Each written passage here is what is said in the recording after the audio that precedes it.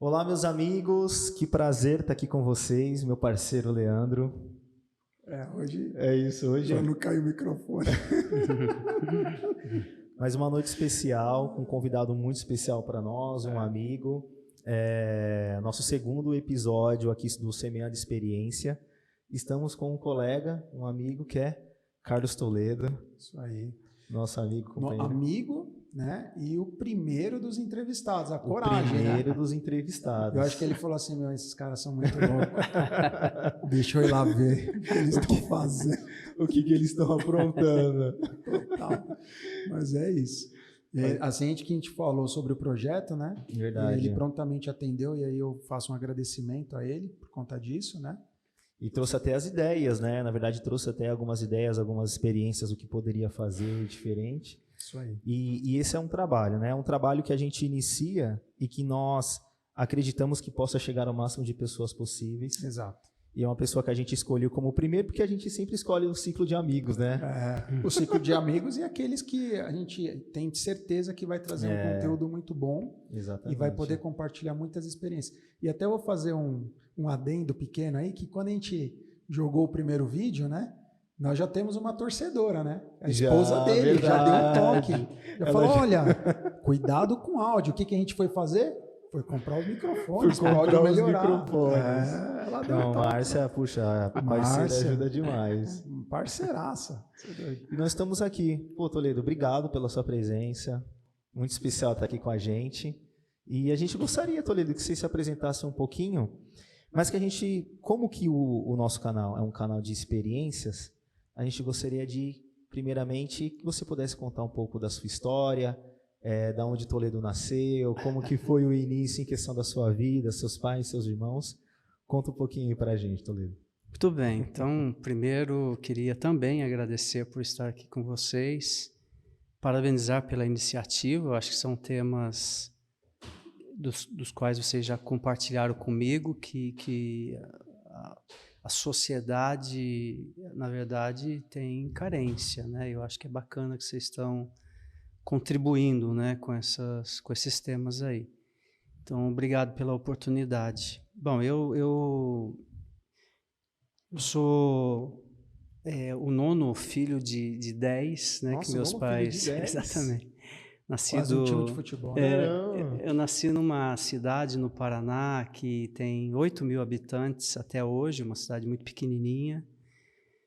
Viemos para São Paulo e essa família é uma família muito simples, né? E naquela época, eu tenho 59 anos, onde a questão do desenvolvimento educacional não era muito relevante, né? Meus pais não tinham formação e meus irmãos tampouco seguiram esse caminho aí. Eu também fui nessa linha por um bom tempo na minha vida, né?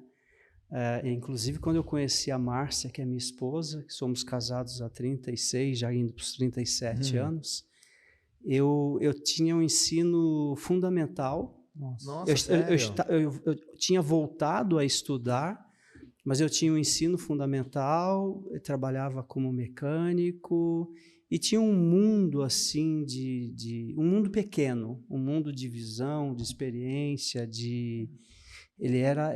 não era muito amplo, não. Era um mundo restrito. Era né? restrito. Era igual quando eu comentei sobre a feira, que para mim o mundo era aquele mundo restrito. Ali. Exatamente. Mas enfim, casei, tivemos 3 filhos, né? Um deles, a menina, né, a Mariana é casada, tem uma netinha e, enfim, somos da religião, a Igreja de Jesus Cristo dos Santos dos Últimos Dias, e tenho aí, posso compartilhar com mais detalhes mais para frente, se for do interesse de vocês, tem uma formação educacional que depois foi alavancada, né, fora do país. Sim. E essa formação me ajudou a também impulsionar a minha carreira, né? Foi por causa disso que eu mudei de carreira, mudei de linha e isso acabou contribuindo na minha vida, né? Pô, legal. Ô, Toledo, trazendo um pouquinho ainda lá do início da sua vida, né? A gente sabe que você era um nono de 10. E seus pais, Toledo, em questão, como que você acha que os seus pais, ele teve ali, foi fundamental como sua base, família, os valores, né? Os valores, onde você morou aqui em São Paulo, como que foi a juventude do Carlinhos, Carlinhos? De fato, na minha família, eles me chamam de Carlinhos. É mesmo? Porque essa parte é muito importante, que o nosso grande Vini ali, ele vai anotar, ele está anotando. Ele quer saber nessa fase aí, tipo... Então, como eu disse, né, meus pais, que são descendentes de espanhóis e italianos, né, os pais deles vieram da Itália, da Espanha, mas vieram naquela época como agricultores, também vieram naquela leva, né, de pessoas que tampouco eram muito desenvolvidas em termos acadêmicos e etc. Né? Era mais aquele trabalho braçal. Então, meus pais também foram nessa linha, eram pessoas simples, mas o meu pai ele era bastante empreendedor. Dentro da esfera dele, né? Ele teve negócios. Como que é o nome do seu pai? Oi? O nome do seu pai? Meu pai chama-se Antônio, minha mãe chama-se Helena, que é o nome da minha netinha. Olha só. Bela homenagem. Exatamente. E foi homenagem a Helena, foi por causa da... Não foi, mas enfim, foi... Acabou coincidindo, mas foi uma escolha... Pois é, mas enfim, a gente sempre pensa, né, nos pais, o que foi que a gente... Porque assim, não tem jeito de você ser diferente do que das raízes que você tem, né? Então você tem que olhar para trás e ver uma série de coisas que você aprendeu, outros que não aprendeu, outros que você aprendeu, mas não foi muito bom assim. Quais os valores que você... Quais os valores importantes, né? Então, assim, do meu pai, eu acho que meu pai ele tinha uma... Isso era muito comum antigamente, né? A integridade, o senso de responsabilidade, a palavra, aquela pessoa de compromisso, né? Quando assumiu um compromisso, ele cumpria aquilo. É exatamente a visão que eu tenho do meu pai, daquela palavra firme. O fio do bigode. Ele temia, né? Uma imagem prejudicada, né? Entre as pessoas que ele conhecia e na família também. Então, assim, muito trabalhador, muito dedicado ao que ele fazia. Isso são valores importantíssimos que eu fui percebendo. Mas também, e a gente comentou aqui, o Leandro contou um pouco da experiência dele, né, que trabalhou com o pai dele, começando aos 12, eu comecei aos 11 anos. Meu pai tinha um negócio que antigamente chamava Secos e Molhados, né, um negócio de alimentos. Isso daqui é em São Paulo. Já em São Paulo. Quando eu saí do Paraná, eu tinha 8 anos, eu era uma criança, mas aos 11 anos, não era de tempo integral, mas eu levantava com ele, acho que às 5 da manhã, para vender pão, leite, aquelas coisas. Aí depois, num outro período, outra pessoa fazia. Na região do ABC isso. Ou Toledo? Em São Caetano do Sul. Sempre São Caetano. Do Sul. Tenho grandes amigos lá em São Caetano do Sul. Muitos amigos lá. Fábio Afonso, gente boníssima. Eu joguei no São Caetano, olha só. Joguei na época do auge do São Caetano. Lembra quando... Bacana. Profissional quase, hein? Na época, você me dá um autógrafo? Bem, aos 13 anos eu já fui ser um vendedor de sapatos nessas lojas de sapatos, né? Vendedor de sapato. Vendedor de sapato. Mas o cara que vende sapato, ele vende qualquer coisa. Exato, você tem que ter um foco muito grande e tem a questão da comissão. Então, você tem que ser bom na comunicação para poder vender e tal. Então, aquilo também foi me ajudando, foi moldando. Com meu pai, me ajudou com liderança. Meu pai era um líder. Apesar dele não ter tanta formação secular, mas ele tinha uma personalidade de um homem forte, né? Ele foi o delegado da cidadezinha, né? Então, ele era envolvido com a política, um pouco aí com essa questão da segurança, e ele trazia esse lado daquela fortaleza, aquela liderança, né? Então meu pai, ele me ajudou muito nisso, né? A ser trabalhador, a ser honesto, e etc, etc. A minha mãe era dócil. Minha mãe, eu não sei se eu peguei tanto isso dela, mas acho que eu peguei mais o contrapeso. Eu peguei a rigidez talvez do meu pai, mas a minha mãe era uma mulher muito dócil. E às vezes nós aprendemos dos nossos pais coisas que a gente vê, né, coisas que eles nos fazem fazer, né, acontecer, mas às vezes eles fazem coisas que nem eles mesmos sabiam que estavam fazendo contribuições, né? E, por exemplo, minha mãe fazia uma coisa que parecia tão que não era tão facilmente de perceber, né? Mas eu acho que me ajudou. Por exemplo, eu era muito magro quando era criança. Eu era extremamente magro, muito magro. E a minha mãe, como todas as mães do time, queria que o filho comia, né? Porque era bonito o filho gordo. A ideia era comer, a ideia era ficar gordinho e tal, aquela coisa. Bochechudo. E eu não, né? Então, às vezes chegava a hora do almoço, por exemplo, e ela queria que eu almoçasse, que eu comesse arroz, feijão, carne e tal. E eu dizia para ela, mãe, mas eu não estou com fome. E eu não sei porque eu não estava com fome. Talvez eu tinha comido outra coisa, não sei. Eu dizia, eu não estou com fome, mãe. Aí ela falava assim para mim, Carlinhos, faz o seguinte, você não está com fome, mas põe uma colherada ou uma garfada de arroz e feijão na sua boca e aí você vai comer. E aí você vai continuar comendo e você vai começar a sentir o gosto e você vai comer. Nossa, você lembra dessas Eu lembro disso e eu lembro que, de fato, eu começava a comer, de repente eu comia aquele prato de arroz e feijão. Com farinha. E o que isso contribuiu com a minha vida hoje? Que às vezes eu não tenho vontade de fazer certas coisas. Às vezes eu não, assim, às vezes tem coisas que são colocadas na sua vida. Nós, seres humanos, não fazemos todas as coisas que nós gostamos, né? Se fosse assim, estávamos num mundo de busca de coisas fáceis, né? E eu percebo isso, que às vezes quando eu não estou muito disposto ou não gosto, eu lembro dessa coisa na minha vida. Comece a fazer, mesmo que você não gosta. E geralmente, a maioria das coisas que a gente faz, a gente não gosta. Tipo, as que dão prazer, que são as que você gosta, são... muitas vezes são até exceções. Tipo, a maioria você está focado num trabalho, você está focado numa coisa que a gente sempre fala, né? Que não te traz aquele prazer, né? Só que você tem que fazer. Né? Uma academia para ir. A gente está aqui para fazer, né? Até as premissas que a gente está tentando abordar aqui, né? Sobre você fazer todas as etapas, né? Você cuidar do corpo, da mente, tudo, sabe? Para preparar para sua velhice. Né? Não, sem dúvida. E por fim, só para deixar claro, já que eu mencionei a respeito da religião, né, que a minha família segue, meus pais também, na religião que estávamos, da forma como eles entendiam, eles me ajudaram muito com essa questão dos valores espirituais, né, com crenças, com esse tipo de coisa. Eu cresci com isso e isso ajudou e facilitou. E assim, até eu acho que essa experiência do seu pai com relação à liderança acabou te ajudando muito na liderança que você teve nos trabalhos da sua vida profissional, assim como também nos cargos que você teve dentro da sua religião, né? Você foi uma pessoa, nós vemos você como um líder.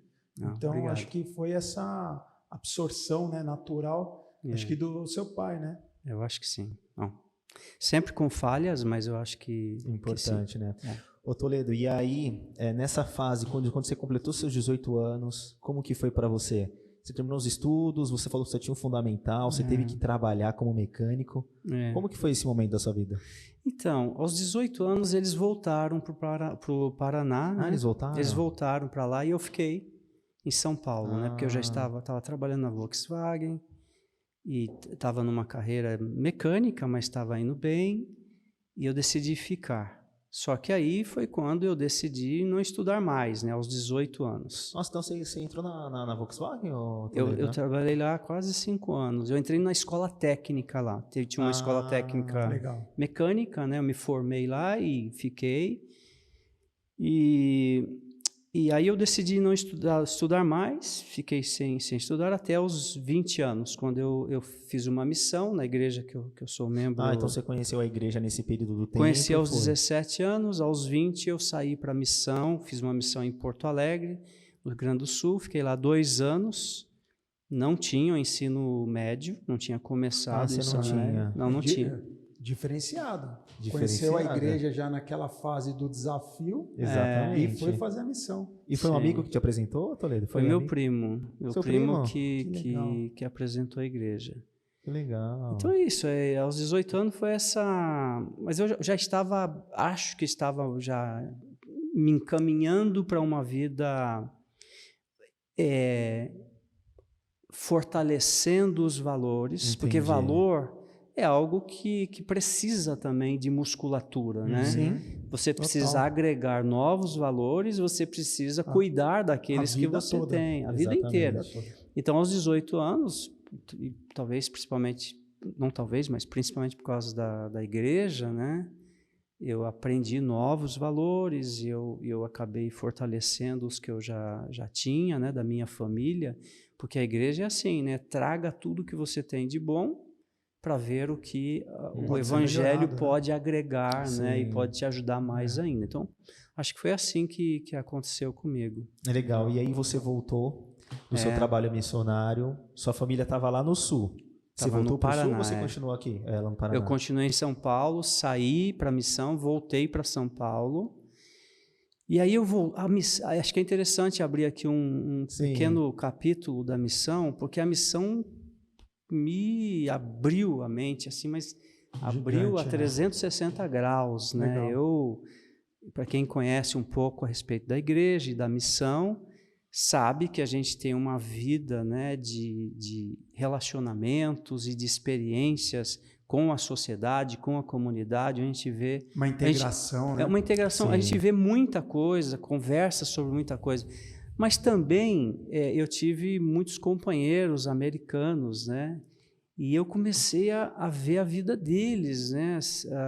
As experiências deles. Porque tem uma troca, né? E eu comecei a ver que eu tinha assim um gap, uma brecha enorme na minha vida, né? De não ter estudado mais, de não ter me evoluído mais. E a missão expandiu, né, minha visão, expandiu meu desejo, expandiu até um pouco de conhecimento, experiência, ao ponto de eu decidir, foi uma decisão pessoal, que eu voltaria para casa e eu entraria de volta para os estudos e não pararia até que eu atingisse o maior nível que eu pudesse atingir. E foi assim, quando eu voltei em 1986, Nossa, 86. não demorei uma semana para ir para a escola, e aí eu me tornei o melhor da classe. Antes eu era aquele que sentava lá atrás. Ele falou assim, vou colocar em dia o negócio. Exatamente, eu vou recuperar. Recuperar. Mas... Que legal. É isso. É a questão da virada, né? Tipo, a missão, até para as pessoas que não sabem, né? A igreja, ela incentiva os jovens, né? Numa determinada idade, a fazer uma missão exclusivamente a serviço do Senhor. Exatamente. Né? E essa missão, ela é uma missão que ajuda o próximo, né? Ajuda as pessoas a conhecerem o Evangelho, mas eu acho que ajuda muito o próprio jovem. A própria pessoa. O próprio jovem, ele se reinventa. Por exemplo, aqui em casa, né, eu tenho um filho que está sendo preparado para uma missão, né? Até o Luiz Fernando, a gente sempre conversa isso com ele. E a gente tenta preparar ele de todas as formas. Então, por exemplo, o Luiz Fernando, ele já sabe fazer um pão, ele sabe fazer uma pizza, ele sabe fazer um arroz, fazer essas pequenas ele sabe coisas. arrumar as roupinhas dele. Por quê? Porque na missão não tem papai e mamãe. É verdade. O cara vai se virar. Então, assim, a missão, eu falo para o Luiz isso sempre. Luiz, a missão ela é um divisor de águas. Né? Se tem uma coisa que talvez eu pequei, foi não ter feito a missão. E eu tinha idade. Né? Então, isso realmente eu acho que foi a diferença das nossas histórias, que até são meio semelhantes, foi a missão. Talvez eu não tive aquela força interna, né, de fazer a missão. Né? Da minha família em si, eles não entenderiam mesmo, mas de eu ter tomado essa decisão. Né? Mas eu tento mostrar pro Luiz, e aqui o Carlos está me ajudando muito como um exemplo, de que a missão ela é transformadora, ela transforma aquela pessoa. tem muitos jovens que voltam totalmente diferentes. Com E certeza. isso é muito legal. Mas a missão, seria bom que o mundo inteiro fizesse missão. Mas quando o jovem não faz ou não consegue completar, não significa que ele não possa, como você, por exemplo, não significa que ele não possa também ter uma vida plena, né? Sim. Ele pode continuar a vida dele na igreja, Sim. trabalhando, estudando Sim. e casando, etc., essa coisa toda. Legal. Como eu fiz. Exato, você é um aconteceu. exemplo disso. E depois que você voltou, né, você teve esse momento dos seus estudos, mas tem um momento muito importante na sua vida, que é o casamento. Né, Carlos? E aí o casamento é um marco. O Vini pegou a caneta. É agora. É agora, Vini. Anota direitinho. Bom, você era um vendedor de sapato. Você, então, era um rapaz, como a gente diz hoje, desenrolado. Veio da missão que conseguia... Não, e outra, já foi para Volks... Foi para a missão, voltou, e agora eu quero saber. Agora eu vou até largar o tablet. Não foi. Exatamente. Eu, assim, às vezes a gente faz coisa na vida porque você é jovem, né? A maneira como você pensa e entende. Eu conto a experiência, mas sem nenhum interesse de que as pessoas às vezes façam a mesma coisa. Acho que cada um são épocas diferentes, etc. Mas quando eu cheguei da missão, eu fiz uma meta que eu ia casar. Em 10 meses eu vou me casar. Olha assim, só. eu não estou dizendo que isso é bom nem correto, mas foi o que me veio na mente na ocasião. Calma, vai rasgar o papel, Vini. E eu conheci a Márcia, né? Foi num baile da igreja e a gente se casou em 6 meses depois que nós nos conhecemos. Eu e a Márcia tínhamos diferenças não muito, mas eram absolutamente claras, né? A Márcia... Deixa eu dar uma opinião primeiro sobre as diferenças de homens e mulheres. As mulheres sempre são, por natureza, mais evoluídas do que homens. Totalmente. Elas têm uma capacidade de sensibilidade, capacidade de multitarefa, elas têm uma capacidade até de inteligência, de relacionamento. Concordo. Elas têm de empatia. As mulheres têm uma capacidade de entender o mundo e as dificuldades do mundo muito grande. O homem é meio tosco, assim, meio duro, né? Nesse aspecto. As mulheres evoluem muito Só mais que rápido, além concordo. dessas coisas, a Márcia, eu estava começando o ensino médio na área de mecânica, aquela que sujava as unhas assim, sabe? Nossa. Então aquela coisa. E eu encontrei uma pessoa que assim, ela acabou aceitando namorar comigo, né? Mas ela estava fazendo a faculdade, ela já tinha um bom nível de inglês. Nossa. Ela havia se formado na Escola Federal de São Paulo, na área de tecnologia, isso em 1984. Nossa. Eu tinha 1 ano de idade. Ela muito inteligente, muito criativa, muito esperta. É a tampa perfeita, hein? Mas só que ela estava se preparando para ir para os Estados Unidos. Ela estava indo para os Estados Unidos para estudar, né? E eu com todo esse gap, né, que eu falei aí para vocês, né? E aí você pode perguntar assim, mas o que foi que a Márcia, o que ela tinha na cabeça, né? Seus olhos. Não, assim, aí que tá, né? Eu acho que as pessoas podem ter alguns gaps que você pode estar trabalhando neles, mas você também tem características que demonstram, né, que você vai correr atrás disso, né? A gente acha que até, né, seria uma ótima pessoa para a gente também trazer aqui, mas eu tenho certeza que ela viu todas as suas características. A mulher, ela como você disse, ela tem uma sensibilidade muito grande. E assim, acho que essas virtudes, né, que você citou, acredito que foram essas que ela viu.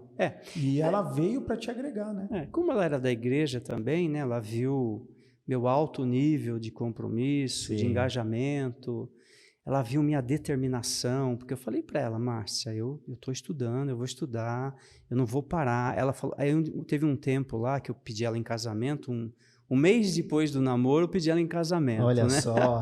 Eu tô olhando pro Vini. Primeiro que ele já nem falou quando que foi o pedido de namoro, ele já tá no casamento. Aí ela falou assim para mim, olha, Carlos, só que tem um problema, né? Eu tô estou me preparando para ir para os Estados Unidos, estudar e tal. Mas assim, olha, se tudo bem para você, eu vou lá, eu faço 6 meses de inglês e eu volto. Eu falei, Márcia, assim, pô, adoro você, mas se você for, quando você voltar, eu já tenho filho com outra mulher. Como que é a carta? Carta o quê? Rosa? Carta azul. Carta azul. Já ia dar a carta mas aí eu azul. disse assim para ela, Márcia, mas vamos fazer o seguinte, ó. Se a gente se casar, eu te prometo que nós vamos... Porque ela tinha essa ideia de ir para os Estados Unidos, ela gostava dessa coisa, né? Eu falei assim, eu te prometo, nós vamos junto. Eu te prometo isso. Nossa. Assim, nós vamos junto para os Estados Unidos, nós vamos estudar lá, nós vamos ter uma carreira e tal. E aí ela aceitou o casamento, a gente se casou e, enfim, ela tem sido uma absoluta diferença em minha vida, né? Assim, as mulheres podem mudar os homens. É verdade. Os homens raramente podem fazer tanta mudança numa mulher. Concordo plenamente. Os homens podem se tornar como as mulheres depois de muito tempo. De muito tempo e de muita dedicação nos estudos, no trabalho, no desenvolvimento intelectual. Se o homem se esforçar muito, em algum momento ele consegue... Ele consegue chegar próximo da mulher, né? Então eu aprendi valiosíssimas coisas com ela que me tornaram, né, o homem da parte boa que eu tenho. Foi com certeza de coisas que vieram dela, né? Então eu acredito muito que uma mulher pode mudar muito um homem. Se ela quiser, ela tem capacidade de exigir, forjar, né? De forjar, de incentivar e tal, de que o homem... Até esses dias eu ouvi uma piadinha, não sei se é permitido aqui Pode falar, claro. Uma piadinha, mas pode falar. Diz que tinha um cara lá num lugar e era meio que uma disputa ali, né? Era um lago com jacarés nesse lago. E o prêmio era quem conseguia atravessar aquele lago e ganharia um bom prêmio se ele chegasse lá do outro lado. Lá do outro lado. E ninguém foi, né? Quem que pula E de repente, um cara pulou. Começou a nadar. E ele saiu do outro lado lá. E a esposa... e ele chegou para a esposa e falou assim, caramba, meu... alguém me empurrou lá. Eu não... Ele falou assim, não foi eu que decidi, alguém me empurrou lá. A esposa dele falou assim, fui eu. Então, assim, ou o cara tinha uma pensão boa, né? Um seguro igual de da vida, lancha, tá vendo? Agora da lancha. Um seguro de vida bom. Que a Jo me jogou na água. Não, tenho medo. Pelo prêmio ali, acho que ele não tinha nada, não. Assim, é uma piada, obviamente, mas a moral aí é, mulher pode dar um empurrãozinho. Ela pode impulsionar. Pode impulsionar. Na minha vida, com certeza, a Márcia... Mas aí, vem cá. Aí vocês foram para os Estados Unidos? Foi. Esse foi um capítulo muito, muito importante para nós. Porque, assim, olha, é aquela coisa, né, do impossível e do improvável. Tá. Os dois estavam relacionados comigo ou com a gente. Sim. E aqui, aquele negócio, eu não sabia que era impossível e que eu era improvável, e eu fui fazendo e acabou acontecendo, né? Eu acho que se eu parasse para pensar, eu mesmo me desqualificaria. Tá. Se eu parasse para pensar. Porque, veja bem, eu queria fazer um mestrado numa universidade renomada dos Estados Unidos, quando eu tinha escola pública, fiz sempre escola pública, até o ensino médio, e fiz uma faculdade de pedagogia numa faculdade de bairro. Sim. Quer dizer, sim. em termos acadêmicos, não tinha condição. E você nessa época também, Toledo, você teve o nascimento da sua primeira filha? Eu já tinha 2 filhas quando eu estava nesse processo. Mas quando você estava indo para lá? Eu já estava com 32 anos. Você já casou super, né? Casamos com 23, 23. Namorou? Não, idade do namorou, Vini. noivou, casou e já... Idade do Vini, 23. E já teve... Foi. E a sua primeira filha foi? Foi 9 meses depois que a gente casou, nasceu a Suelen. A Suelen é a mais velha? Foi, é a primeira. Mas enfim, assim, olha, quem olhava para mim, a minha sorte é que nem eu pensei assim, nunca minha esposa me desqualificou ou me desanimou, e meus amigos também não. Com certeza, meus amigos, provavelmente, quando ouvia do meu interesse, provavelmente eles pensavam, Puxa, muito distante. esse cara está sonhando, isso aí não é... E, de fato, eu acho que eles tinham razão. Hoje eu fico pensando, às vezes eu falo para a Márcia, assim, era a coisa para dar absolutamente tudo errado. Tudo. Eu não sabia nada de inglês. Entendi. Quando eu decidi que eu ia fazer o mestrado lá, eu não sabia inglês. Eu era daquele cara que nem falava direito. E assim, e naquela época que não tinha a tecnologia do Google, Não, né? não. Hoje tá super fácil. Você põe lá o Google Real Time lá e tal. Estamos falando da década de 90, mais ou menos, né? Eu comecei nessa empreitada, porque eu demorei 3 a 4 anos para conseguir. Mas eu comecei nessa empreitada, eu fui para lá em 96, 92, eu era bispo, quando eu estava... Você ainda era bispo? Eu era bispo. Lá em São Bernardo? Em São Caetano. São Caetano. Eu casei com 23, com 25, eu fui chamado bispo até os 30 e depois presidente de estaca. Eu só fui desobrigado porque eu fui para lá, né? Então... Assim, foram 4 anos de estudo absolutamente intensivo. Mas de onde que despertou isso, Toledo? Quem foi a influência que teve para você? Olha, esse mestrado, me explica um pouquinho como foi. Então, veja bem, eu nessa época eu já era professor do Senai. Você era professor? Eu era professor do Senai. E o dinheiro era muito, muito difícil. E naquela época... A situação econômica do país lá, atravessava com aqueles Collor, planos econômicos, né? Era horrível, o dinheiro não sobrava, a gente não conseguia nada, e eu já estava chegando perto dos 30, e eu pensei, puxa vida, eu tenho que mudar de carreira, se continuar nisso não vai dar nada. Mudar a rota, né? Não vai, eu tenho que mudar essa rota. E aí foi quando, naquela época, se falava no Brasil da possibilidade de uma bolsa de estudo, né, para estudar na BYU e empréstimo do dinheiro. E aí eu conheci um par de pessoas, um deles era o Helder Godoy e o Paulo Oliveira, que eu entrei em contato com eles porque eles tinham ido fazer o curso que eu pensei que era mais adequado para mim.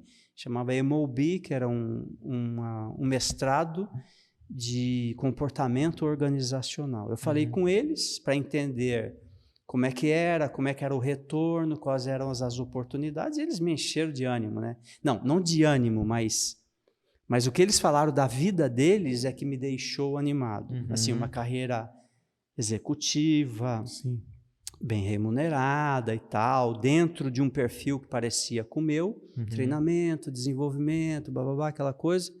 E foi aí que eu falei, bom, então é isso aqui, eu vou mergulhar de isso com cabeça. 30. Eu estava com 28, 29 anos. Aí eu estudei e fui para lá, né? Quando eu vi que aqui eu não conseguia passar nos testes, né? Tem uns testes muito difíceis. O TOEFL, GMAT. Aí eu fui para lá sozinho, né? Sem a Márcia, fiquei lá 3 meses estudando. E a Márcia ficou aqui. Ficou com as crianças. Então foi assim muito, muito difícil. E para o casal foi um desafio, né? Foi desafiador, muito desafiador. Mas assim, também, sabe aquela fé, sabe aquela coisa assim que você vai esperando que o Senhor te abençoe, esperando que você consiga chegar no seu máximo potencial, absorver tudo, mas né? você não sabe o que vai acontecer. O que poderia ter acontecido era um desastre. O que era? Eu não conseguir, ter que voltar para casa e ter que arrumar outro emprego. Isso teria sido bem difícil, desastroso. Então foi muito difícil e tal, mas eu saí de lá com aprovação. A universidade me aprovou com as notas que eu tirei. E esse foi um milagre, assim, se eu posso pensar em um milagre na minha vida, esse foi já um foi deles. mais um, né? Porque casou, milagre. Pois é, ter casado com a Márcia foi um milagre. É igual aí esse daí, né? de milagres também. Mas o outro foi sobreviver, né? Lá, sim. Porque assim, quando eu fui aprovado, não significa que, primeiro, eu tinha inglês suficiente. Segundo, eu não tinha base educacional. Eu não tinha. Eu fiz o ensino, como eu falei técnico, já. Né? Eu fiz ensino técnico, mas a maior parte não era particular, né? Sim, era um ensino fraco, a faculdade era fraca, eu não tinha capacidade intelectual, eu não era um cara de capacidade intelectual. Eu não era um camarada que conseguia entender o mundo e as suas complexidades. E aí você vê e como tal. que é, né? Como é uma coisa que tudo é treino, né? O seu físico ele melhora com treino. A sua fé melhora com o seu comprometimento religioso. E o seu ensino melhora. Como dizem, o trabalho vence o talento, né? Exato, você pode chegar. Eu acho que a mensagem aqui também hoje, que é para deixar para todos, né? É que é possível. É possível. Só que você precisa fazer. E a gente precisa sacrificar algumas coisas, porque você nessa época deve ter sacrificado muita coisa, né? Sim. É uma boa. Esse ponto que você falou é interessante, Pablo. Assim, para se conseguir uma grande mudança na tua vida, é preciso coragem. Determinação e coragem. É preciso coragem para você realmente querer fazer aquilo que a maioria não faz, né? Como o Walt Disney disse, né? Eu gosto do impossível porque lá tem menos competidores, né? Quando a coisa exige muito das pessoas, normalmente é mais fácil você ir pelo caminho mais fácil, né? Aquele que não exige tanto. Então, para mim, foi muito difícil. Eu não ia para festas, eu estudava no trabalho, no ônibus, no trem, qualquer minuto que tinha, eu estava estudando. Então, eu tinha que estudar muito para conseguir aquilo que eu queria. E é o que, às vezes a gente não está muito disposto a fazer, né? Além de enfrentar, né, as frustrações, recebi vários nãos, né? Muitas coisas não deram certo. Estou aqui fazendo um resumo, porque a gente quer conversar sobre outros temas. Mas esse capítulo ele é um pouco mais amplo, né? Mas acho que dá para ficar por aqui. Legal, muito bom. E aí, Toledo, depois que você fez o MBA, você voltou, você ficou lá, como que foi em questão depois desse outro passo? Então, aí eu queria voltar para o Brasil, né? Mas as tentativas você tem que conseguir um emprego, né? Para voltar para casa, mas a melhor oportunidade, talvez quase que a única, mas foi a melhor, foi ficar em Nova York, né? Então eu fui contratado para trabalhar com a América Latina, em um departamento de recursos humanos. A família foi toda? Fomos para Nova Jersey, eu fui para Nova York e foi uma experiência muito bacana. Isso, né? mais ou menos em que... A gente foi em 98 para lá e ficamos até julho de 2001, 2 ou 3 meses antes das torres serem atingidas, né? E inclusive eu sempre saía daquelas torres, porque o trem ele parava embaixo daquelas torres, a estação de trem era embaixo. É impactante, extremamente impactante. Então foi isso, a gente ficou ali, depois surgiu, e ali eu estava como gerente, trainee, depois passei a ser gerente para a América Latina, e depois de 3 anos eu fui promovido a diretor de recursos humanos no México. Nossa. Aí você saiu de Nova York e foi para o México. Sim, fomos para o México. Aí é uma outra realidade, né? Uma realidade maravilhosa, outra coisa. Mas também difícil, sempre difícil. Mas o povo já mais acolhedor, né? Muito acolhedor. Latino, né? Mas o idioma, assim, eu não tinha muito idioma, eu não conhecia a cultura, eu não conhecia... Porque uma área de recursos humanos, você tem que entender leis, você tem que entender, você que é da área de jurídica, né? Enfim, eu fui para lá também com muitos gaps, né? Para o México. Ficamos lá 4 anos, foi uma experiência. Vocês ficaram mais tempo no México do que em Nova York? Ou não? Do que em Nova York. A gente ficou 3 anos lá, 4 no México. E eu deveria ficar lá, eles queriam que eu ficasse, mas a gente decidiu voltar para o Brasil. Aí consegui um bom emprego aqui. Aí foi muito legal que eu voltei com a Dupont e contratado para cuidar da América Latina, África do Sul e a Europa também, né, na área de recursos humanos. Legal. Então foi uma experiência extraordinária. Eu estou dando uma passada meia rápida eu aqui, sei. tá? Sim, até Que dá para dar um episódio em cada momento. Não, aí tem bastante coisa. E deve ter muito desafio, né? E assim, em todas essas passagens, né? Isso é uma pergunta que talvez você vá fazer, mas eu já vou aproveitar o gancho pode fazer. aqui. Em todas essas passagens, né? Eu acredito que você sempre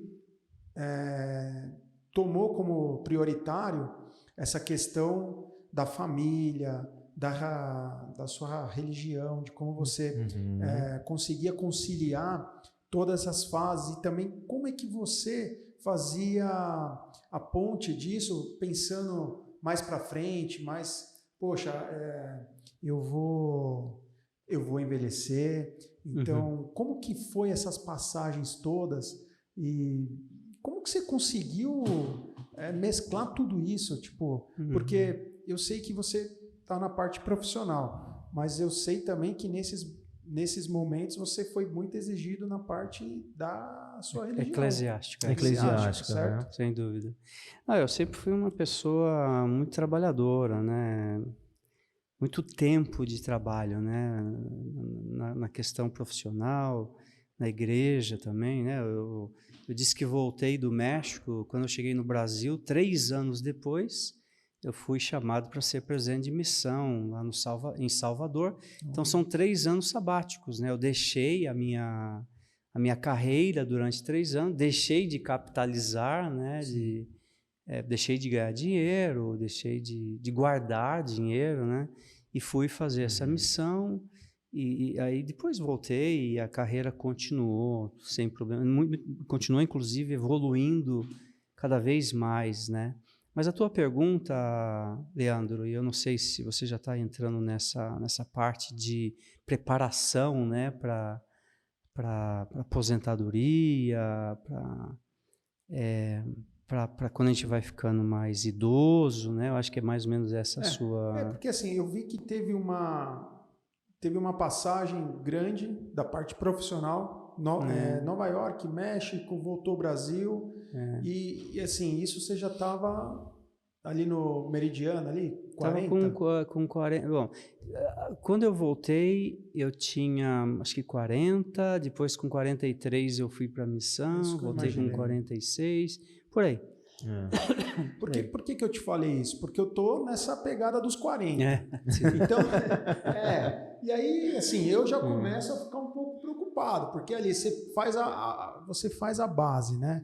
Você põe ali 80, 90, 100 anos, né? O 40 você tá ali na meia taça, então você já começa a dar uma... Tá começando... Sim. Aí eu queria ver se tinha como a gente fazer um link nessa... Muito bem. Eu acho, assim, eu honestamente, eu acho que raramente você vai ver pessoas mais jovens pensando muito no futuro, né? Sim.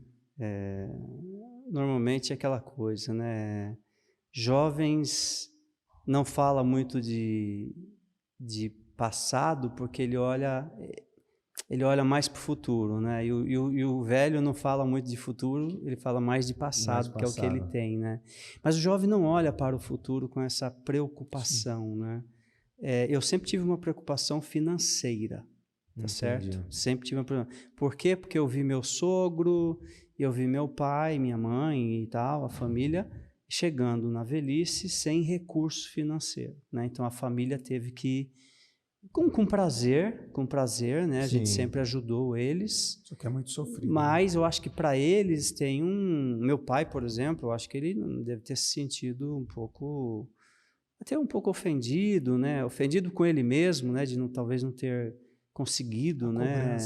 A cobrança dele mesmo. Então eu vi isso aí, eu pensei, bom, eu não quero depender de aposentadoria, só da aposentadoria do governo, né? Eu quero ter uma previdência complementar Mas eu pensava muito na questão financeira, né? E óbvio, quando vai passando o tempo, você vai ficando cada vez mais avançando na idade, você começa a perceber a vida diferente e você começa a se preocupar também com outras coisas, né? Então, hoje, por exemplo, vou dar algumas opiniões para vocês.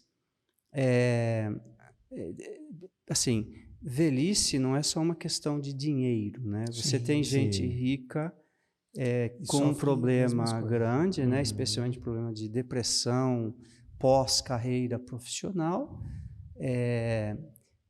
Então, assim, a preparação para essa fase é uma preparação financeira, mas é uma preparação também emocional, uma preparação física para você ter uma boa saúde. A própria é uma família, preparação, né? de planejamento, né? Assim, você pode ter gente com muito dinheiro sem propósito, e aí a vida dele meio que se acaba.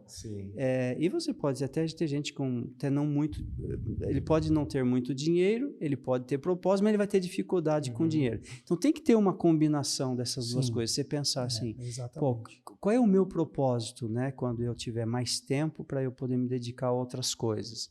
E quanto de dinheiro eu preciso disso e como eu posso guardar esse dinheiro aí? Eu sei que a situação da sociedade brasileira é muito difícil. Se você olhar, né, a realidade, assim, você chegar na pessoa e falar, pô, você precisa guardar dinheiro, né? Você, pô, não consigo nem O cara precisa comer sobreviver. hoje. Precisa comer ali o básico. Então é muito complicado. Mas... Por isso, Toledo, que assim, esse projeto, eu tento que faça, que as pessoas possam verificar todas essas áreas. E, quem sabe, eu consiga, através das autoridades, tentar fazer políticas públicas, porque para essas pessoas que não têm essa condição. Então, assim, o que eu quero é um despertar, que as pessoas despertem. Então, assim, a parte financeira, a parte mental, saúde mental, né? A parte da família, né? Porque eu fiz um discurso uma vez lá na igreja sobre honrar pai e mãe. Né? A extensão desse mandamento, né? Muitos pensam que é só o respeito ao pai e à mãe. Sim. Não é. O honrar pai e mãe, inclusive, ele entra até na questão financeira, na questão... todas as questões. Né? Eu tenho aqui gostaria de compartilhar com vocês. Tem um médico e gerontólogo, talvez vocês já até ouviram falar dele, está meio assim em todas as mídias sociais atualmente. Ele chama Alexandre Kalash. Ele é presidente do Centro Internacional de Longevidade do Brasil. Ele é muito bom, cara. Ele tem uma forma de colocar as coisas muito interessante. E eu ouvi ele falar um negócio que me chamou muita atenção, sabe? Porque quando nós somos... Assim, o problema do idoso não é o idoso, é quando ele é jovem. Exato. Quando você chegou na sua velhice, já era. Você já chegou. Já chegou, não tem muito mais o que fazer. Você tem que cuidar quando você é jovem. Se você não cuidou, você vai ter um pouco de problema. Mas o problema não é se preparar só para a velhice ou quando você está idoso. É se preparar para a morte. Ninguém se prepara para a morte. Você se prepara para a vida. Então é assim, mas não é assim pós-morte. Estou falando a morte. E esse doutor... falei o nome, mas já me esqueci. Acho que é Alexandre, né? É isso mesmo, o doutor Alexandre. Ele falou um negócio que eu gostei muito. Ele falou assim, olha, sempre que eu estou com um grupo de pessoas, ele pergunta 3 coisas para as pessoas. Assim, como você gostaria de morrer? Onde você gostaria de morrer? E quando você gostaria de morrer? Aí ele pergunta assim para as pessoas... Quem gostaria de morrer com 60 anos? Levante a mão. Ninguém levanta. Ninguém levanta. Você leu, 70. Quem gostaria de morrer com 90? Todo mundo. Não, quem acha que vai morrer com 60? Ninguém levanta a mão. Quem acha que vai morrer com 90? Todo mundo levanta a mão. Legal. Como você vai morrer? Então, quem acha que vai morrer de câncer? Ninguém levanta a mão. Ninguém levanta a mão. Quem acha que vai morrer com consequências do diabetes ou outra doença crônica que vai te levar à morte? Ninguém levanta a mão. Quem acha que vai morrer de um problema cardíaco? Aí todo mundo levanta a mão. Sabe por quê? Aquele cara que acha que vai morrer dormindo. Que vai ter um derrame lá e ele vai... Bom, Outra coisa, como e quando que ele a outra foi que ele falou? Quando, como e onde, né? Onde? Quem acha que vai morrer num hospital internado lá porque está nas urnas? Sedado, ninguém levanta a mão. Quem acha que vai morrer sozinho, sem a ajuda dos seus familiares, porque você não tem familiar, ou porque você não foi bom com seus familiares e tal? Ninguém levanta a mão. Quem acha que vai morrer ali na sua casa, rodeado dos seus familiares e amigos, todo mundo levante a mão. Então, tudo isso pode acontecer se você se preparar para isso. Então, é uma preparação de relacionamentos, né, familiar, de amigos, etc. É uma preparação financeira, porque você pode ficar doente e ser bem tratado, né, num lugar bom. E é uma questão também de cuidados com a sua própria saúde, né? Se você ter sempre aquelas coisas de sempre, né? Alimentação, exercícios, cuidado com a sua mente, e essa coisa toda, né? Exato. É até aquela pergunta que você sempre me fez, né? Leandrão, a partir de quando que a gente começa a envelhecer? Essa parte é uma parte bem legal. Aí o que eu falei? Desde quando a gente nasce. Então, assim, esse é o despertar. E talvez eu tive esse despertar mais novo porque eu cuidei dos meus pais por tantos anos. Durante muitos anos. Então, só que assim, eu acho que você falar sobre esse assunto, não é fácil falar, viu? Não é fácil algumas coisas que eu disse, até a absorção disso por alguns familiares não é fácil, porque a pessoa acha que você está se expondo, etc. Mas eu acho que é importante, se você quer dividir algo, é igual o professor, você está dividindo. E você precisa trazer essa experiência, como o próprio Toledo disse, né? O médico trouxe um ponto de vista que é aquele que a gente quer abordar em todas as esferas, né? E o Leandro, por exemplo, é até desafiador você encontrar muitos assuntos relacionados a isso. Por exemplo, eu buscando... Vou dar um exemplo, no Instagram, sabendo que você tem páginas, em questão nas redes sociais. Eu estava ontem sentado na TV também olhando e eu vi que o número de pessoas acima de 100 anos tem crescido muito. Muito. Acima de 100 anos tem crescido bastante. Tem a tal das Ilhas Azuis, né? Que tem aquele seriado da Netflix, verdade, que fala sobre as Ilhas Azuis, que é algumas localidades em que a incidência de centenários é muito maior do que em outras. É verdade. E aí eles fazem até um estudo do porquê que é isso. Então, geralmente está relacionado à alimentação, à prática de exercícios físicos, bom relacionamento, né, saudável, né, e cabeça. É verdade.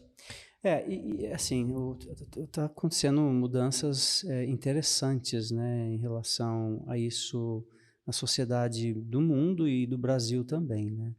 A gente sabe que, eu escutei esses dias, que em 2038 a população para de crescer, população brasileira, 2038. Eu não sei como eles fizeram, eles devem ter, obviamente, estatísticas que mostraram que em 2030 ela para de crescer. O que significa isso? Né? O que significa isso? É lógico, porque tem menos nascimento. Significa que... E a pirâmide... É interessante, a pirâmide no Brasil, ela era assim, hoje ela virou um balão. Isso. E ela vai inverter. Ela vai inverter. Ela vai ter mais gente idosa, né, lá em cima. E aí isso muda muito, né? A estatística é até 2050 sermos um terço. Exatamente. E aí vai políticas, vai muita coisa. Por isso que eu também, eu já consumia muito, mas agora eu consumo mais essa questão sobre a terceira idade, né? E eu vejo que nos Estados Unidos também tem um seriado no Brasil Paralelo, é verdade, que também fala sobre esse assunto nos Estados Unidos. E aí isso me deu, sabe, um bug mental. Eu falei, cara, se os Estados Unidos, que é um país desenvolvido, aparentemente tem dinheiro, né? Que é um país rico. Eu via os problemas que foram relatados naquele seriado, que eram os problemas que eu vivia e que eu vi pessoas vivendo. Pessoas perdendo seus empregos para cuidar dos pais. Casais se divorciando por conta desse desafio. Porque eu vou te falar, A Kelly foi muito parceira, porque foi muito desafiador. Nós tínhamos filhos pequenos e tinha meus pais que se tornaram crianças também. Então, assim, eu vi nesse seriado pessoas que foram divorciadas Na série fala, por conta disso. para cuidar dos pais. Então, assim, é um problema, e aí é um problema que ataca a sociedade. Por quê? Se o mais novo, que é a base da pirâmide, hoje, que não vai ser, né? Se ele para de produzir, para de pagar os seus impostos, como que a sociedade vai arrecadar para... Isso é uma política pública. Uhum. É um negócio assim muito complicado. Quem vai financiar a Previdência? E aí, pegando até, Leandro, um gancho que você disse, a gente sabe que a gente começa a chegar numa fase da vida, Toledo, Carlos, que a gente tem as nossas preocupações, nós temos os nossos medos. Hoje você tem, Toledo, algum medo, alguma preocupação, chegando nessa fase que você está do envelhecimento, e se você tem algo que você está fazendo para que você possa preparar você e a Márcia, saúde, enfim, como que você lida com esse tipo de situação? Eu acho que todo mundo tem, né? A gente vive muito com o desconhecido, né? Ninguém tem certeza de que doença você vai ter, que situação vai acontecer, o país onde você mora. Ninguém tem certeza de nada nesse mundo, de absolutamente nada. Ninguém tem segurança de nada. Você fala assim, não, mas eu sou um cara que tenho recursos e sempre vou ficar bem. Isso pode virar pó. Isso pode virar pó. Então, assim, tenho medo? Eu não tenho medo, mas eu tenho ponderações sobre isso, né? Sobre o que esse mundo futuro nos reserva, né? Os desafios desse mundo futuro que vão nos trazer, né? Mas eu acho que mais que isso, eu acho que toda preparação deve gerar um benefício, né? Sim. A preparação, aquela famosa escritura, né? Se estiver despreparados, não temereis, né? Então eu acho que a preparação traz um certo benefício.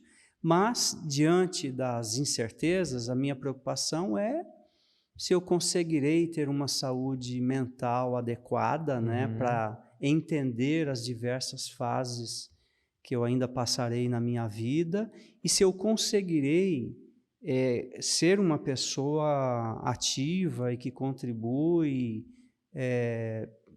até o máximo possível, né? Eu tenho propósitos na vida, eu penso em algum momento, ao terminar a minha carreira, seguir fazendo projetos, né, de serviço voluntário na igreja ou em qualquer outra parte que eu encontrar a oportunidade.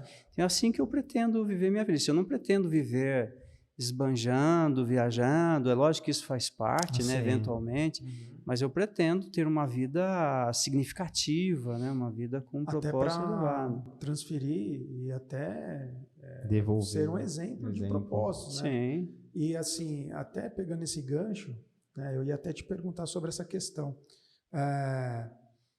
A família, acho que de uma certa forma, não sei se todas as famílias, mas já começa a ter essa visão, né? E você já teve essas experiências profissionais, etc. Você já citou que você teve 3 anos sabáticos. Né? Exato. Então, provavelmente... Sabáticos do mundo corporativo. Do mundo corporativo, sim. E aí você fez uma missão nesse meio tempo, né? Entre corporativos, né? Você veio de um corporativo do exterior, estava no Brasil, aí deu uma pausa para fazer algo mais significativo, né? Dentro dessa proposta. Voltou, né, pro corporativo e já citou que pensa em voltar, né? E tem como a gente pode dizer, um prazo? Então, o que você pensa? Não tem um prazo específico, né? Eu tenho 59, vou fazer 60 anos em abril do ano que vem. Essa é uma outra coisa que o mundo de trabalho, né, profissional vai mudar, né? As pessoas mais idosas vão ter que ser mais, né, utilizadas e vão contribuir mais. especialmente na minha carreira, é uma carreira onde o idoso, que é o acima dos 60 anos, ele ainda pode fazer muita contribuição. Então, assim, eu tenho desejo de ficar muito tempo? Não tenho. Eu acho que... Porque uma coisa que é interessante a gente pensar é assim, olha, sei lá, eu vou fazer 60. Uhum. Até quando eu vou viver? Quando eu morrerei? 90? Como todo mundo acha, verdade, né? não quer. Todo mundo acha que vai morrer com 90. Sim, De sim. repente, daqui 5 anos eu estou morrendo, não sei. Mas suponha que eu morra aos 90 anos. As pesquisas e as ponderações de especialistas mostram que desses 30, você vive 15 ativamente e os outros você vive meio que... Uma situação mais devagarinho, né? uma situação que não é bem assim. Então, na verdade, eu tenho mais 15 anos de vida mais ativa, né? tudo. Sim. Tenho mais 15 anos. E o que são 15 anos? É um piscar de olhos. É um piscar de olhos. Então, assim, eu quero ficar no mundo corporativo a minha vida toda? Assim, não que o mundo corporativo não tenha sido uma bênção em minha vida, sim, e eu tenho contribuído no mundo corporativo para a bênção de outras pessoas. Sim. Mas eu não quero ficar trabalhando o tempo todo, uma vez que eu tenha recurso suficiente para viver. Eu quero participar de outras coisas mais significativas, sim, da minha vida. Mas não tenho data, sim, específica, não, sim, tenho. Eu te fiz essa pergunta porque isso é um desafio para todas as pessoas. Sim. Vai ser para mim, vai ser para você, uhum, vai ser para todo mundo. Por que eu faço essa pergunta? Porque cada vez que eu faço essa pergunta, as respostas são as mais variadas possíveis. Mas o que eu falo para todos, né, é que mantenham-se ativos. Né? Não é no seu trabalho, mas é em uma outra atividade. Uma outra atividade. Isso também, dentro até daquele seriado sobre as Ilhas Azuis, né? O se manter ativo é o que deixa as pessoas com uma longevidade com qualidade. A questão da longevidade é a longevidade com qualidade. É isso que a gente quer buscar aqui, sim, e ajudar as pessoas que estão lá a chegar nessa longevidade com qualidade. Né? Então, essa decisão do parar, parar o quê? Parar para fazer o quê? Calma, mas eu vou parar o quê? Calma, eu vou parar tudo? Não, calma, eu vou fazer outra coisa, eu vou ressignificar a minha vida. Então, por exemplo, eu vou fazer um trabalho social, vou fazer uma outra missão que a igreja tem, sim, né? Sim. Uhum. Então, assim, isso é muito legal. E ter essa consciência é muito importante. Foi até especial, nessa semana eu tive a oportunidade de visitar um cliente, eu estava conversando ali contigo. É um cliente que ele já tem seus 80 anos, 83 anos, ele sempre foi colecionador de carro antigo. É interessante, ele tem 11 carros de colecionador, mas a família dele, o filho principalmente, as filhas, sempre cresceram na oficina dele, que ele fazia como hobby, e hoje ele tem uma vida ativa, ele gosta de mexer nos carros, ele tem esse trabalho ativo, porque é o que faz movimentar a vida dele, sim, né? Então, sim, isso é um dos acontecimentos muito importantes que nós temos. Né? Vocês falaram de preparação, né? E, de novo, as pessoas no nosso país, olhando somente para o Brasil, realmente tem muito difícil, né? Tem muita dificuldade para fazer reservas para o futuro, mas as pessoas precisam ter cada vez mais consciência para tentar, ainda que seja um pouco, fazer, sim, isso, para que você possa chegar numa idade da sua vida e você ter a autonomia de dizer, que nem você me perguntou, quando você vai parar? Não sei, mas se eu quisesse parar hoje, eu pararia. Uhum. Entendi. Eu já consegui, perfeito, fazer a minha reserva suficiente e nem precisar depender do governo. Então, é lógico que a minha situação é diferente, sim, né? É um momento diferente, mas seria bom, assim, que todas as pessoas pudessem ter reserva para chegar a um ponto da vida e falar. E você sabe, Toledo, que nós vamos tentar ajudar as pessoas aqui. Nós vamos tentar trazer alguns profissionais que possam ajudar essas pessoas a fazer alguma coisa. E aí, quando a gente fala assim, né? Mas esse canal ele está direcionado para pessoas de que idade? Todas, porque quanto mais novo você puder ter essa cabeça, você vai contribuir pouquinho. Porque se você junta pouquinho desde lá de trás, você não precisa se sacrificar muito, porque você vai juntando um pouquinho, isso vai virando um bolo. E na vida também, e aqui é um valor do meu pai, né? Que eu aprendi com ele isso. uma coisa é você conseguir guardar, né, ser previdente e conseguir recursos. A outra é você saber, pelo menos, viver com o seu orçamento, né? Porque um outro grande problema que tem hoje em dia é as pessoas gastando mais do que têm, né? Aí entra num looping ali de dívidas, que traz um problema enorme, né? Então, além de não conseguir guardar, ainda tem um problema sério de pagar juros. Sim. E acaba complicando. Então, eu nunca tive dívida na minha vida. Nunca, nem casa, nunca comprei nada à prestação, nunca fiz isso. Você sabe que o próximo convidado, já dando um spoiler, né? O Dr. Sérgio Tufik, Sim. né? Libanês. Tive uma reunião com ele agora faz pouco tempo e ele falou a mesma coisa. Ele falou a mesma coisa. Nunca fiz dívida.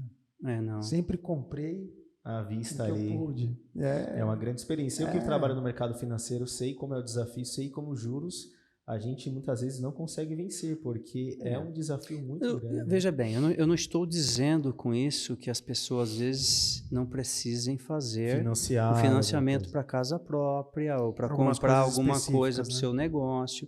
Tudo bem. O que eu estou dizendo é você estourar o seu cartão por causa de roupa, não sei o que lá, esse tipo de coisa. Isso daí... Extravagâncias, né? Isso é verdade. Não é necessário. E Toledo, tem algo que a gente gostaria que você pudesse trazer, né? A gente sabe que o legado duradouro, a vida, é algo que foi que nem você mesmo mencionou. Trouxe muitas informações para nós, né, Toledo, hoje, Carlos. E o legado é algo muito especial, né? O que eu gostaria de deixar na minha vida? O que eu gostaria de deixar para as pessoas que convivem comigo? E o que você pensa como filosofia de vida, Carlos? O que você gostaria de deixar? Né? O que você gostaria que as pessoas pudessem lembrar de você? Olha... a gente sempre pensa na esfera da família, né, dos filhos, aí você pensa também das outras pessoas. Olha, honestamente falando, eu espero que meus filhos e as outras pessoas, se eles puderem algum dia dizer, o Carlos amava o Salvador Jesus Cristo. Se eu pudesse... Não é uma coisa que talvez eu consegui. Com a família talvez sim, né? Mas eu gostaria que as pessoas realmente pudessem... não as pessoas, mas que eu pudesse mostrar transmitir isso para as pessoas, que qualquer coisa que eu faço na minha vida é porque eu amo o Salvador. Eu trabalho na minha profissão e tento através dela ajudar as pessoas porque eu amo o Salvador, né? Eu sou fiel à minha esposa, mesmo em pensamentos, porque eu amo o Salvador, né? Eu amo meus filhos e tento fazer tudo por eles, porque eu amo Jesus Cristo, né? Eu sei que Jesus Cristo, Ele vive, eu sei do sacrifício que Ele fez por nós. Então eu adoraria que, sei lá, eu lá no meu funeral, né? Aquilo que as pessoas falam ali, mas nunca te falam antes, né? Aliás, tem um episódio interessante sobre isso, mas eu gostaria, era isso que eu queria ouvir, honestamente, viu? Porque quem ama o Salvador é alguém que vai tentar fazer as coisas o melhor possível, né? Quem ama o Salvador não vai fazer mal para ninguém, vai tentar se cuidar de si mesmo, e quando você tiver autossuficiência, você acaba cuidando de outras, você cuida da sua família, você cuida das outras pessoas, né? Então eu espero que isso aconteça. Mas só mencionando, assisti um filme esses dias que o rapaz conheceu uma moça no aeroporto e se apaixonaram no avião, né? Depois se desencontraram, mas antes deles se desencontrarem, o rapaz disse, olha, eu estou indo para o funeral da minha mãe. Mas ele não deu detalhes, né? Mas ele disse onde era e tal, e ela acabou conseguindo ir nesse local. E chegando lá, ela descobriu que não era um funeral de uma pessoa morta, era um funeral de uma pessoa viva, né? Ela já estava desenganada, né? Tinha aí alguns dias ou meses de vida, e ela fez um funeral em vida. Nossa! Eu achei extraordinário, sabe? Eu falei, puxa vida, se algum dia me acontecer um negócio desse, eu souber que eu vou morrer dali uns, sei lá, algum tempo, porque eu vou celebrar, fazer, né? para vir, exatamente, era um funeral de alguns vinham e cantavam, outros vinham e recitavam um poema, outros vinham e faziam uma pecinha de teatro, outros vinham e falavam dela para ela e tal. Eu falei, pô, Interessante. bacana isso, ela assistindo o funeral dela em vida, né? Acho que é muito mais bacana do que uma qualquer outra coisa. percepção, né? É uma outra percepção. Mas é tem que outra ter visão. coragem também, né? Ah, sim. Porque se é uma pessoa meia ácida, meia de difícil Você relacionamento, sabe a pessoa acho que nem vem no... nem verdade. vem na Você festa, vai né? convite, ninguém vai vir. Exatamente. Mas ótimo. E o... Vou falar. Não, pode falar. Mas, na verdade, eu acredito que... Acho que dos pontos importantes, né, Leandro, que a gente trouxe, que a gente acabou preparando para conversar com o Carlos, acredito que as principais informações foram essas, né? São essas, ele tocou em alguns assuntos muito legais, relevantes, né? Muito bons. E como ele se prepara, né, para essa fase desafiadora, porque todas as fases da vida são desafiadoras, né? E até vou te fazer um comentário, né? Em uma das oportunidades que agora eu falo para todo mundo sobre o nosso projeto, né? Porque quanto mais pessoas souberem, melhor. mais você vai atender e vai mudar vidas, né? E assim, eu estava comentando tal, e a pessoa me perguntou assim, mas eu posso morrer no meio, né? Tipo, para que adianta eu me preparar financeiramente, preparar minha família, preparar... Eu falei, olha, você pode morrer, mas você também pode ficar acamado. E se você estiver acamado, você se preparou de alguma forma. Você tirou o fardo da sua família, porque não é fácil para a família para cuidar. Então, a questão da preparação é igual a questão de inventário. Sucessão patrimonial. Na minha profissão... É o que você lida bastante, né? Rapaz, é uma coisa assim. E outra, deveria ser uma coisa que fosse natural as pessoas tratarem disso. Deixar preparado para evitar brigas, evitar dissabores, evitar situações constrangedoras. Entendeu? Mas as pessoas não têm aquela coisa do... Sabe? Apego, né? Não sei. Então, às vezes, talvez, porque... Às vezes falta alguém falar. Como o Toledo disse, quando ele era mais novo, ele não tinha essa percepção de mundo, porque lhe faltava conhecimento. Sim. Então, talvez a gente aqui, levando um pouco de conhecimento, às vezes isso vai ser um despertar. Aqui ele já deu vários exemplos. Muitos exemplos. De como estudar, de como se dedicar, de como trabalhar. Ele não mencionou, mas ele fez a missão em Salvador, mas ele também foi 70 diárias. Exatamente, que foram um desafio. Outros desafios, né, que muitas coisas que a própria igreja trouxe, né, de bagagem, de liderança, que você pôde colocar muito em prática na sua vida, né? Então, no Toledo, na verdade, tem que ter um capítulo em cada fase da vida aí, né? Que dá para explorar eu acho que eu vou muita coisa. Acho que eu vou mudar de parceiro, viu? Porque ele vai trazer muito mais. Já vai trazer muito mais. Já trouxe até em questão de estudos aqui pra gente. Mas assim, a gente agradece muito, né, Carlos, por essa oportunidade, questão que você trouxe para nós. Nós agradecemos muito pelas experiências, né, o Leandro? Demais. E que os nossos colegas que assistem o canal possam trazer em questão ideias, dúvidas, informações que gostariam, pessoas, né, que nós poderíamos trazer também. Pode até marcar quem sabe o doutor Alexandre, né? Exatamente. Esse seria muito interessante. Doutor Alexandre é uma interessante. grande oportunidade para a gente trazer e também... O próximo convidado, assim, de altíssimo fenomenal. nível. Tem o André também, Tem o que André. é da educação física. Olha, eu sei que o Alexandre, tem outro muito bom que é o Drauzio Varela, né? Mas eles são, obviamente, muito concorridos e difíceis, Chegaremos um dia lá. Mas eu tenho ouvido alguns podcasts, né, deles, especialmente do Drauzio, e assim, muito alertador, citou, né? Muito esclarecedor, muito de despertar assim para uma série de coisas na vida, né? Então, assim, às vezes a gente não presta atenção, não se cuida, não se prepara, porque você não tem conhecimento. Exatamente. Se você buscar conhecimento, aí você começa, através do conhecimento, a perceber onde você está, né? Onde você deveria estar, onde que tem a lacuna ali e o que você precisa para melhorar essas questões. A ideia aí, nossa é essa, é tentar alcançar o máximo de pessoas. E quem sabe que você, assim, é um convidado de altíssimo nível. Sim. Eu fico muito feliz porque acreditar nesse projeto também é uma forma de estar ajudando o próximo. Então, as pessoas que virem aqui vão entender que isso aqui é uma coisa de coração. E é no início, né, Leandro? A gente está no início, né? E é de coração. O que a gente faz aqui é de coração. Até as pessoas falam, um dos meus clientes falou, mas você, a Vivian, falou assim para mim, nossa, mas você tem muita coisa, você faz muita coisa. E você vai fazer mais isso? Eu falei, mas isso é um prazer.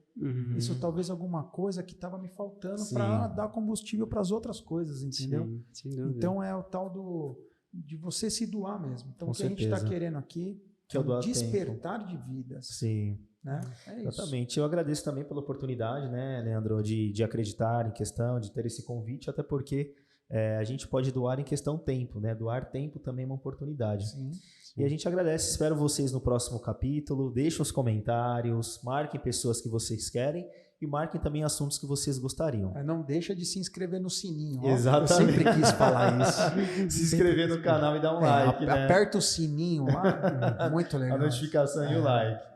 Mas agradeço e até a próxima. Um abraço. Até a próxima. Tchau. Tchau, tchau.